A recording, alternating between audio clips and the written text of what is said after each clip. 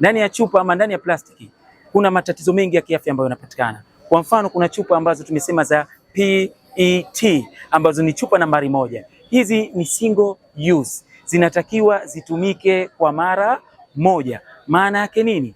Maana yake sasa jamii itambue na ielewe kabisa kwamba chupa hizi hazitakiwi kutumiwa mara kwa mara, ili kuepukana na matatizo ambayo yanaweza kusababishwa na chupa hizo. Katika taasisi yetu sisi tuna deal na mambo ya waste management, na kitu ambacho sasa hivi ndio tunakiendea mbio, tukilala tukiamka, ni kuhakikisha kwamba kuzibadili, yani kuchange ile mitazamo ya watu kutoka kwenye taka ni uchafu mpaka kwenda taka ni nini, ni fursa. Sisi kama taasisi tunakuwa tunatoa mafunzo, na kama tunavyojua Zanzibar hapa shughuli yetu kubwa ni utalii, na tunaona takataka zinazagaa sehemu za fukwe. Kwa hiyo hizi plastiki kuzagaa mitaani sehemu ya fukwe pia kwa namna moja ama nyingine inaenda kutupelekea kushusha uchumi.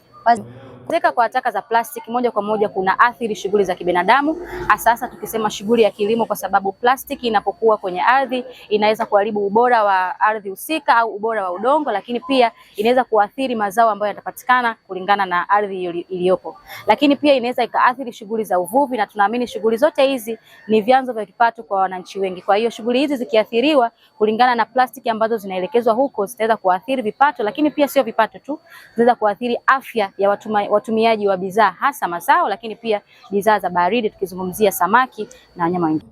Ahadi yetu kwa kampuni Arena Recycling pamoja na Yovio, manake mimi nitakuwa ni mfano bora kwa sababu hilo zoezi la ukusanyaji wa taka za plastiki tayari nimeshalianza na nimejitoa kwa hali na mali katika kujitolea hilo. Kwa hiyo nitakuwa ni mfano na mafanikio ambayo yanakuja mbele. Kwa hiyo wito wangu ni kwamba tunapaswa kutumia fursa hii ya hizi takataka za chupa kama ni fursa kwetu sisi kutuelimisha, lakini pia kutupa faida pia hata za kiuchumi.